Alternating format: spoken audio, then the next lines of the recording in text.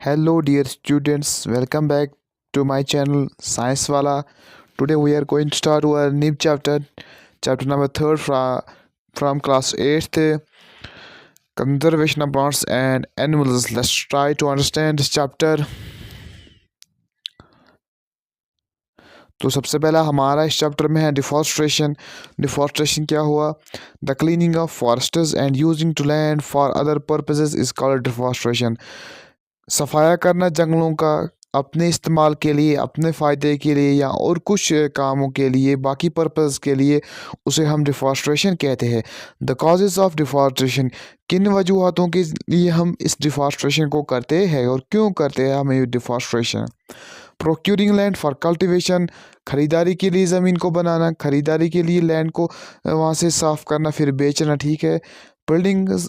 Buildings houses and factories, बिल्डिंगें बनाने के लिए, मकान बनाने के लिए और फैक्ट्रीज बनाने के लिए।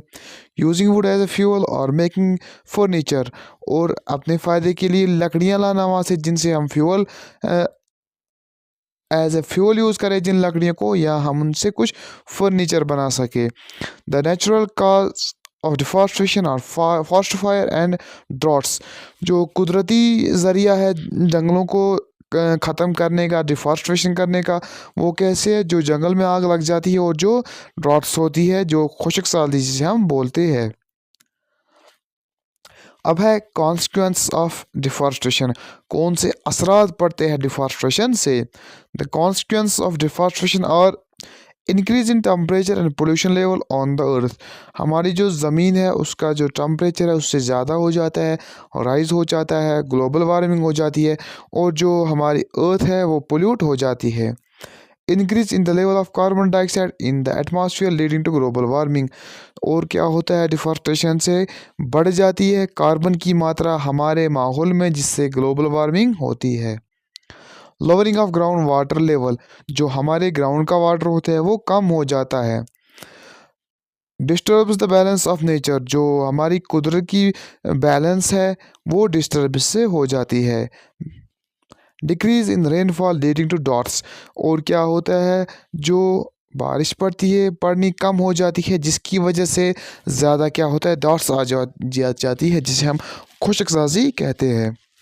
soil erosion and decrease in soil fertility leading to desertification, क्या होता है डिफॉरेस्टेशन से? सॉइल इरोजन हो जाता है, इरोड हो जाती है top most layer of the soil, क्योंकि आपको पता ही है जो प्लांट्स होते हैं वो होल्ड कर रखते हैं, सॉइल को पकड़ के रख देते हैं, उसकी वजह से जब फ्लडिंग आती है तो वो सॉइल बहने से बच जाती है। And decrease in soil fertility, तो और क्या होता है जो जरखेज़ी होती है ज़मीन में उसको कम कर देती है, क्या? डिफॉरेस्टेशन लीडिंग टू डेजर्टिफिकेशन, तो क्या होता है वहाँ पर? डेजर्टिफिकेशन क्या हुआ? डेजर्टिफिकेशन हम उस प्रोसेस को बोलते हैं जब कहीं के हम प्लांट्स कट कर देते हैं तो जो वहाँ का ग्राउंड वाटर है वो कम हो जाता है, वेजिटेशन वहाँ का कम हो जाता है, फर्टिलिटी वहाँ की कम हो जाती है सॉइल की। It leads to be desertification, उसे ही हम डेजर्टिफिकेशन कहते हैं। Decrease in the water holding capacity of soil leading to floods, और क्या होता है जो ज़मीन हमारी में क्षमता होती है पानी को जमा रखने की, उसको कम कर देती है डिफॉरेस्टेशन। उसकी वजह से क्या होता है? सैलाब आते हैं, फ्लडिंग होती है। अब है हमारा conservation of forest and wild life, बचाना किनको? जंगलों को और जंगल में रहने वाले जानवरों को।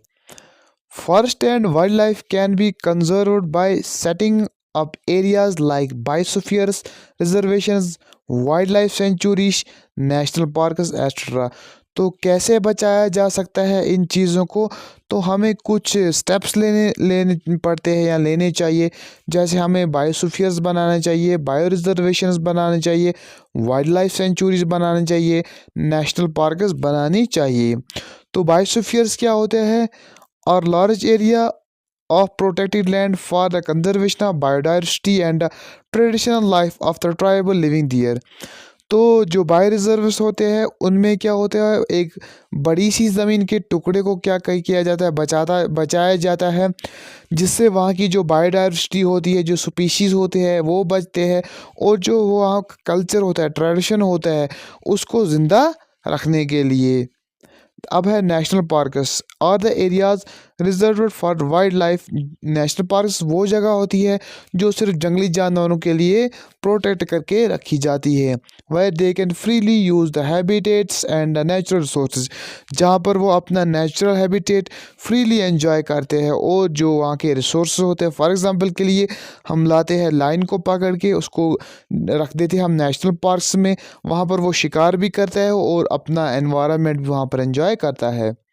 वाइल्ड लाइफ सेंचुरीज और the areas where animals are protected from any disturbance to their और दियर सॉरी टू देन और दियर हैबिट। तो क्या किया जाता है जब वो वाइल्ड लाइफ सेंचुरीज वो एरिया होते हैं, वो जगह होती है जहाँ पर जानवरों को प्रोटेक्ट किया जाता है, बचाया जाता है किसी भी डिस्टर्बेंस से और दियर हैबिट, या उनको जो हैबिट चाहिए वो प्रोवाइड किया जाता है। अब है बायोस्फीयर रिजर्व।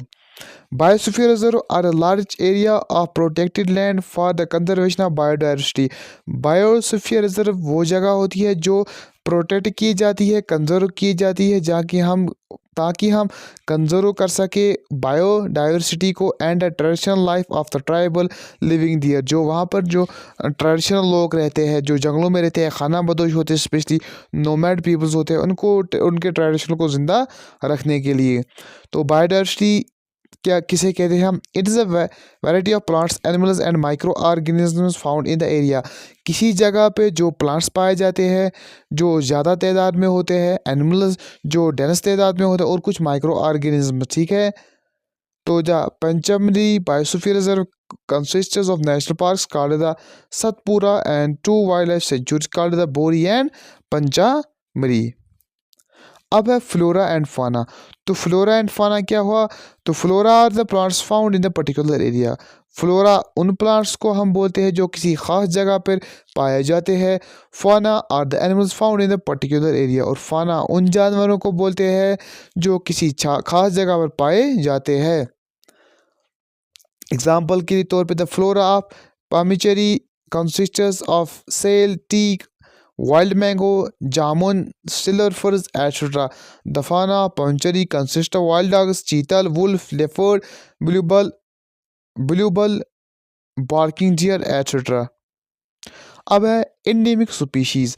तो इंडेमिक स्पीशीज किन्हें बोलते हैं मेरा बच्चा? इंडेमिक स्पीशीज आर दो species of plants which plants and animals found only in particular area, not found everywhere else।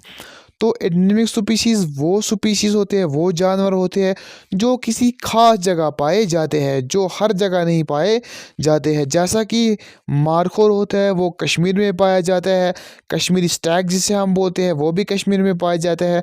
तो वो जानवर जो किसी पर्टिकुलर ख़ास जगह पाए जाए और बाकी जगह उनका पाना मुश्किल हो, तो उन्हीं को हम एंडेमिक स्पीशीज़ बोलते हैं। एग्जाम्पल के लिए तौर पे यहाँ पर दिए है sal and wild mango are the endemic flora of Pachmarhi. तो ये दो एंडेमिक फ्लोरा है जो पामिचेरी के हैं, वो वहीं पर पाए जाते हैं। बेसन, इंडियन गेट squirrel and flying squirrels are the endemic flora of this area. तो जो एंडेमिक फ्लोरा है वो क्या है? बेसन और इंडियन गेट स्क्वेरल। तो ये दो एनिमल्स है जो एंडेमिक है, जो वहीं पर पर्टिकुलर जगह पर पाए जाते हैं। अब है वाइल्ड लाइफ सेंचुरीज। तो वाइल्ड लाइफ सेंचुरीज किन्हें हम बोलते हैं? Areas where animals are protected from any disturbance to them और देयर हैबिट। द किलिंग और capturing of animals in wild life sanctuary strictly prohibited. वो जगह जहाँ हम इनको प्रोटेक्ट करते हैं, जंगली जानवरों को बचाते हैं, क्या करते हैं उनकी जो डिस्टर्बेंस को उनको डिस्टर्ब नहीं कर किया जाता है, तो उनको अपने एक हैबिट में, अपने माहौल में रखा जाता है। वहाँ उस एरिया में क्या जो शिकार करना होता है इन एनिमल्स का और इनका जो कारोबार करना होता है वो इलीगल होता है, स्ट्रिक्टली प्रोहिबिट होता है। अब है national parks. National parks are area reserve for wild life where they can freely use the habit and natural resources. तो आपको पता ही है नेशनल पार्क्स उन जगहों को बोलते हैं जहाँ पर एनिमल्स फ्रीली ओपनली रहते हैं और जो वहाँ की जो रिसोर्सेज होते हैं उनको यूज़ करते हैं। Example Satpur national park is the first reserve forest in the India. जो हमारा भारत देश है उसमें सबसे पहले नेशनल पार्क कहाँ बनाई गई थी, ये इंपॉर्टेंट क्वेश्चन है। सतपुर नेशनल पार्क थी first reserve forest in India, Hindustan के अंदर। अब है एंडेजर्ड स्पीशीज, जैसे कि हमने एंडेमिक स्पीशीज पढ़ा, अब है endangered species. Endangered animals are those animals whose number are demolishing diminishing and might face extinction. वो जानवर जिनकी तादाद कम होती जा रही है और किसकी ओर बढ़ रहे हैं, मुश्किलात की ओर, एक्सटिंक्शन की ओर बढ़ रहे हैं। एक्सटिंक्शन बोलते हैं हमें जब कोई स्पीशीज़ हमारी दुनिया से ख़त्म हो जाता है, उसे हम एक्सटिंक्ट स्पीशीज़ बोलते हैं। ठीक है, अब जैसे एग्जांपल के लिए तौर पे यहाँ दिया गया है, tiger is one of the many animal which are slowly diminishing. जो टाइगर है ये भी हमारे जो एंडेंजर्ड स्पीशीज़ में आता है। To protect the tigers, our country, the government launches the Project Tiger to ensure the survival of the tiger population।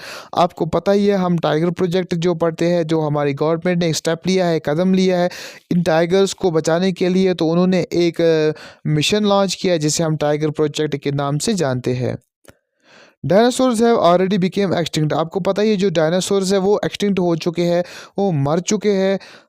अब उसके बाद में आती है red data book. Red data book वो बुक होती है, वो किताब होती है जिसमें हम पूरे रिकॉर्ड रखते हैं हर किसी एंडेजर्ड प्लांट या एंडेजर्ड एनिमल का, जिनका नंबर दिन ब दिन कम होता जा रहा है। उनका रिकॉर्ड हम उस रेड डाटा बुक में रखते हैं ताकि हम आने वाले टाइम में उनके ऊपर रिसर्च कर पाए। अब है इकोसिस्टम। इकोसिस्टम किसे कहते हैं हम? An ecosystem consists of all the plants. Ecosystem उस जगह को कहते हैं, उस चीज़ को कहते हैं जिसमें सारे प्लांट्स आते हैं, सारे एनिमल्स आते हैं, सारे माइक्रो ऑर्गेनिजम्स आते हैं लिविंग इन एरिया। जब वो किसी एरिया में रहते हैं, किसी जगह पर रहते हैं, along with the non living components, किन के साथ, जो इर्द गिर्द उनके non living components, non living चीज़ें होती है।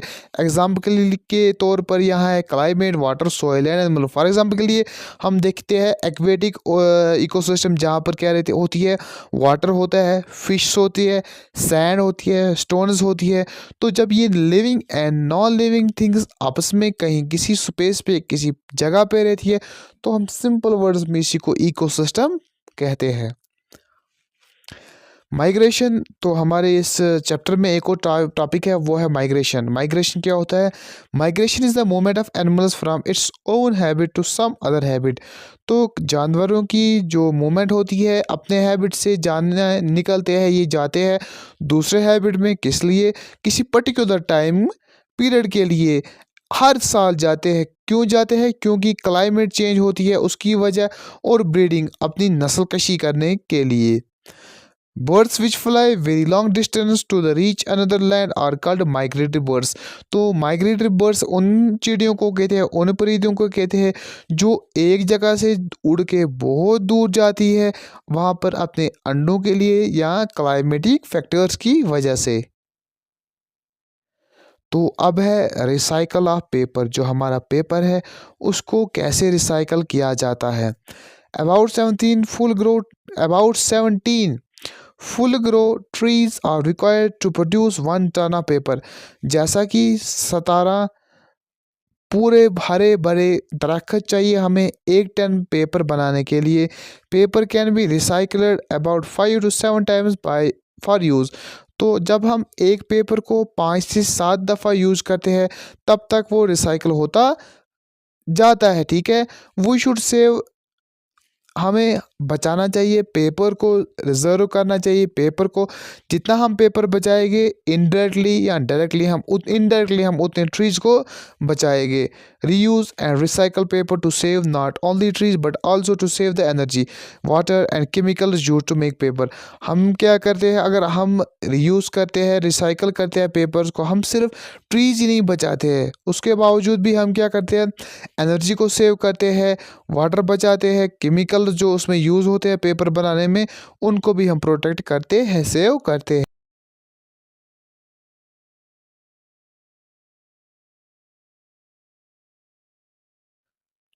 अब है हमारा reforestation. Reforestation is the restocking or of destroyed forests by planting new trees। तो रिफॉरेस्टेशन क्या होता है? जब हम दोबारा से पेड़ पौधे लगाते हैं उस जगह पर जहाँ पर पेड़ पौधे डिस्ट्रॉय हो गए होते हैं, ख़त्म हो गए होते हैं, या मैनमेड इंसानों की वजह से या नेचर की वजह से। We should plant at least as many trees as we cut. हमें चाहिए कि हम जितना हो सके उतने पौधे लगाए, ठीक है? जितने हम काटे उससे ज़्यादा हमें लगाने चाहिए। We have already caused a lot of damage to our forests. हमने पहले ही हमारे जंगलातों को बहुत सारा नुकसान पहुंचाया है डिफॉरेस्टेशन की वजह से। If we have to regain our green wealth, अगर हम फिर से अपनी इस ग्रीन वेल्थ को रिबर्न करना चाहते हैं तो हमें रिफॉरेस्टेशन करना चाहिए। Is the only option reforestation. तो हमें जितने हम पेड़ लगाएंगे तो फाइनल ऑप्शन हमारा पास यही है जिससे हम फिर से जंगलों को सरसब्ज कर सकते हैं। तो thank you all of you to give your precious time. तो अगले वीडियो में अब मिलते हैं, तब तक के लिए बाय।